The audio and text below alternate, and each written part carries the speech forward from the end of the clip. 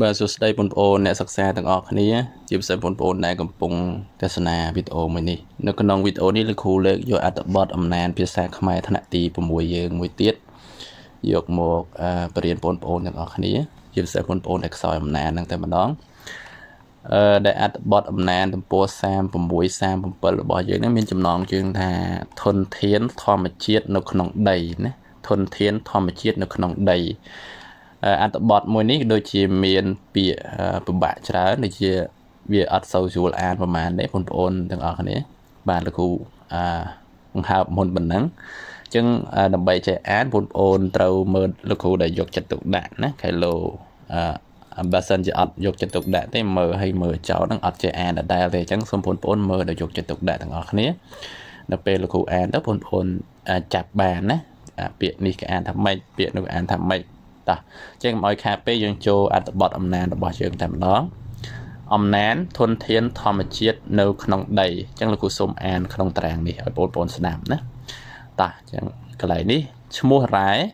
បាទនេះទីកន្លែងមានរ៉ែឈ្មោះភូមិស្រុកឈ្មោះខេត្ត1រ៉ែដែកស្រុករវៀងភ្នំជីស្រុកសណ្ដានព្រះវិហារកំពង់ធំ2រ៉ែមាសស្រុករវៀងស្រុកអណ្ដូងមាសស្រុកតាវែងស្រុកថ្មបាំងព្រះវិហាររតនគិរីកោះកុង3រ៉ែត្បូងកាទីមេម៉ង់ស្រុកកែវសីមាមណ្ឌលគិរី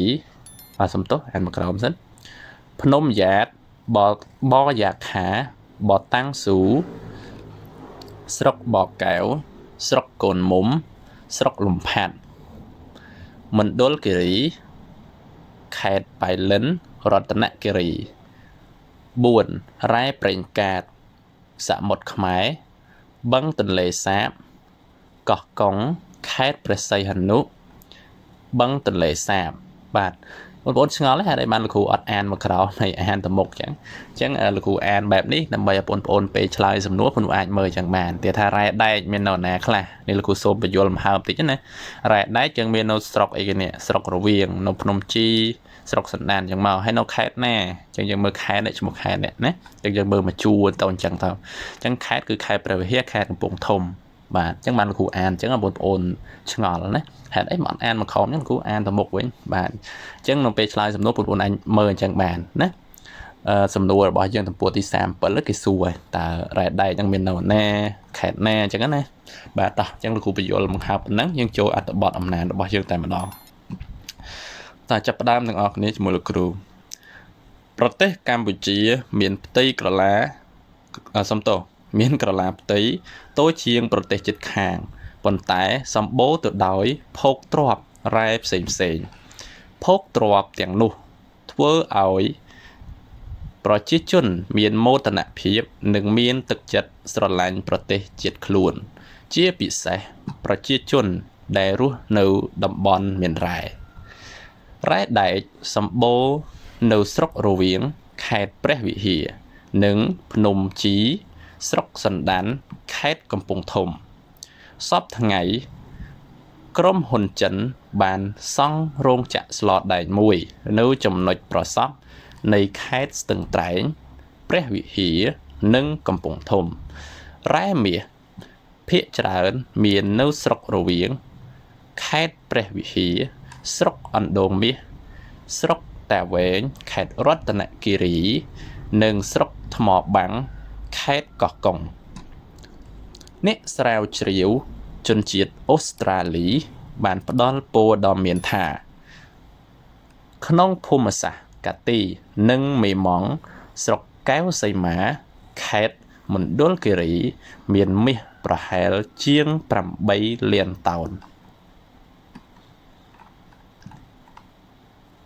នៅភ្នំយ៉ាតបយ៉ាខាបតាំងស៊ូក្នុងខេត្តបៃលិនពីមុនមានរ៉ែត្បូងល្អប្រណិតនិងមានតម្លៃជាងគេដូចជាត្បូងទទឹមនិងត្បូងកណ្ដៀងនៅស្រុកបកែវកូនមុំនិងលំផាត់ខេត្តរតនគិរីក៏សម្បូរត្បូងធម្មជាតិដែរពេលថ្មីនេះ នៅស្រុកគិរីវង្សខេត្តតាកែវគេបានរកឃើញរ៉ែត្បូងមួយចំនួនតែគុណភាពអន់ជាងត្បូងនៅរតនគិរីនិងប៉ៃលិនក្រៅពីធ្វើគ្រឿងអលង្ការសម្រាប់ពាក់លម្អគេបាននាំយកត្បូងទាំងនេះទៅលក់ឯបរទេសទៀតផងនៅបាតសមុទ្រខ្មែរនិងនៅបឹងទន្លេសាបគេបានរកឃើញរ៉ែពិសេសមួយទៀតគឺរ៉ែប្រេងកាតនិងឧស្ម័នធម្មជាតិបច្ចុប្បន្នក្រុមហ៊ុនបរទេសមួយចំនួនកំពុងធ្វើវិនិយោគទុនដើម្បីបូមប្រេងកាតនិងឧស្ម័នពីបាតសមុទ្រខ្មែរយើងជាខ្មែរត្រូវមានការប្រុងប្រយ័ត្នជានិច្ចក្នុងការទាញយកភោគទ្រព្យធម្មជាតិដ៏មានតម្លៃទាំងនេះដោយមិនជីកយករ៉ែដែលនៅខ្ចីឬខុសបច្ចេកទេសដែលធ្វើឲ្យហិនហោចខាតបង់ដល់ប្រទេសជាតិនៅថ្ងៃអនាគតនោះទេបាទយ៉ាងម៉េចដែរបងប្អូនស្រួលទេអំណានទំព័រ36 37នេះបាទដូចជាមិនសូវស្រួលប្រហែលទេបងប្អូនណាអញ្ចឹងបងប្អូនត្រូវរៀនមើលម្ដងទៀតទៅគេលោកអត់តាន់កន្លែងណាជាពិសេសគឺកន្លែងឈ្មោះភូមិស្រុកអីហ្នឹងគឺរៀងបែបអានតិចណាឈ្មោះវាជាឈ្មោះអញ្ចឹងបងប្អូនអាចមើលម្ដងទៀតទៅបងប្អូនអាចចេះហើយណាតោះអញ្ចឹងយើងចូលចំណុចបន្ទាប់អញ្ចឹងសំណួរនេះលោកគ្រូសូមឲ្យបងប្អូនរៀនធ្វើខ្លួនឯងដូចលើកមុនដែរណាគឺលោកគ្រូឲ្យបងប្អូនមើលអត្ថបទខាងលើនេះមកហើយយើងរៀនឆ្លើយតាមហ្នឹងទៅគឺបងប្អូនអាចធ្វើបានដែរកន្លែងហ្នឹងតោះឥឡូវយើងចូលមកដល់លំហាត់អញ្ចឹងលំហាត់របស់យើងមានទំព័រ37ហើយនិងទំព័រទី38ណាទំព័រ37គឺមានបញ្យលពាក្យគេឲ្យអានហើយបញ្យលពាក្យបាទកន្លែងនេះហើយនឹងទំព័រទី38គឺមាន2ទៀតគឺខឯកូណាតោះអញ្ចឹងយើងមើលចំណុចនេះមួយសិនអញ្ចឹងចំណុចកគេដាក់ថាចូលអានតើលោកគ្រូបង្ហាញចម្លើយតែម្ដងទៅចំណុចកគឺគេដាក់ថាចូលហាត់អាននិងពន្យល់នៃពាក្យពហុព្យាង្គខាងក្រោមអញ្ចឹងបងប្អូនយល់ពាក្យពហុព្យាង្គពហុព្យាង្គមានថាពហុហ្នឹងមានថាច្រើនណាចាប់ពី2ទៅហ្នឹងគេថាច្រើនណាពាក្យនេះគេថាពាក្យពណ៌ដ៏មានអញ្ចឹងប្រមាណព្យាង្គគឺ3ព្យាង្គណាពណ៌ដ៏មាន3ម៉ាត់ឬ3ព្យាង្គនេះភូមិសាស្ត្រនេះបច្ចុប្បន្នតើអញ្ចឹងឥឡូវលោកគ្រូអានឲ្យស្ដាប់សិនណាបាទបច្ចុប្បន្នទី4វិនិយោគទី5អលង្ការ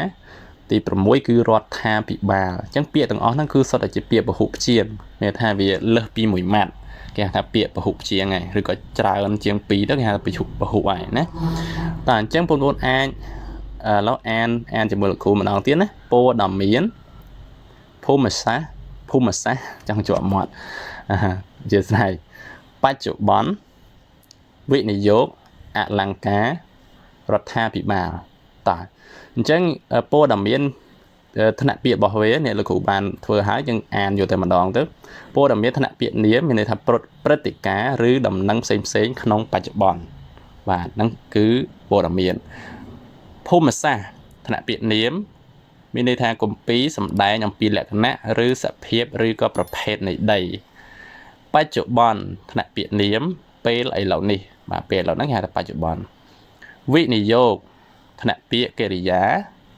ការបណ្ដាក់ទុនរកស៊ីបាទអញ្ចឹងវិនិយោគមានថាដាក់ទុនគ្នារកស៊ីណាអលង្ការនាមគ្រឿងប្រដាប់សម្រាប់តុបតែងខ្លួនបាទអលង្ការគ្រឿង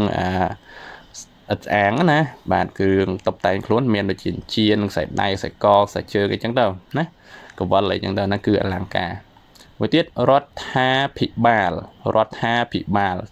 ថ្នាក់ពាក្យនាមអ្នកត្រួតត្រាដែនឬអ្នកគ្រប់គ្រងរក្សាប្រទេសបាទហ្នឹងគឺរដ្ឋាភិបាលអញ្ចឹងបងប្អូនអាចកត់អាហ្នឹងចូលសភៅបាន stop ហើយកត់ទៅណា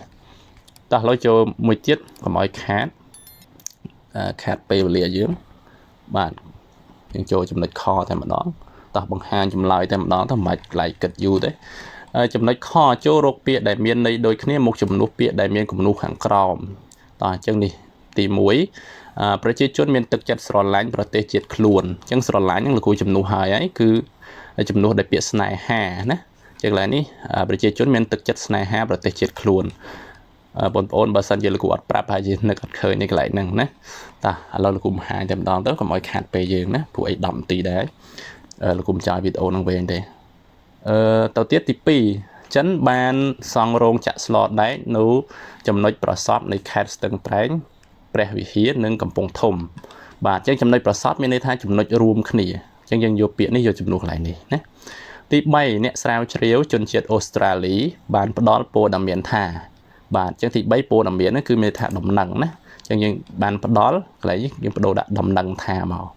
ទី4បច្ចុប្បន្នក្រុមហ៊ុនចិនបានធ្វើវិនិយោគទុនរ៉ែមាសនៅទីនោះបាទអញ្ចឹងបច្ចុប្បន្នយើងចំនួនដោយពាក្យឥឡូវនេះណាឥឡូវនេះក្រុមហ៊ុនចិនបានធ្វើវិនិយោគទុនរ៉ែមាសនៅទីនោះហើយចុងក្រោយគេបានគេបាននាំយកត្បូងទាំងនេះទៅលក់ឯបរទេសអញ្ចឹងយើងដាក់ថាគេបាននាំយកត្បូងទាំងនេះទៅលក់ឯអន្តរជាតិបរទេសហ្នឹងគឺអន្តរជាតិឬក៏យើងដាក់ថាប្រទេសក្រៅក៏បានដែរបរទេសហ្នឹងគឺប្រទេសក្រៅឬក៏អន្តរជាតិហ្នឹងហើយបាទហើយបាត់ចំណុចមួយចំណុចគោគេឲ្យធ្វើអីចំណុចគោគេឲ្យ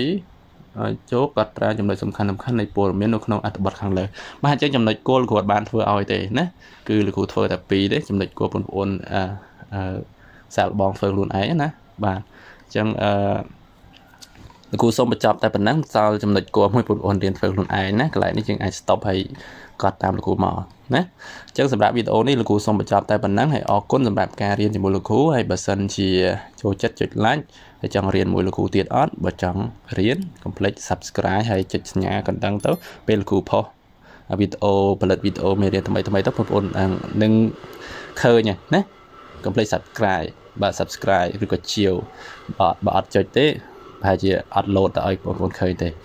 បាទអញ្ចឹងវីដេអូនេះមានតែប៉ុណ្្នឹងទេហើយយើងនឹងជួបគ្នាសាជាថ្មីនៅក្នុងវីដេអូថ្មីជូនពរសុខសប្បាយ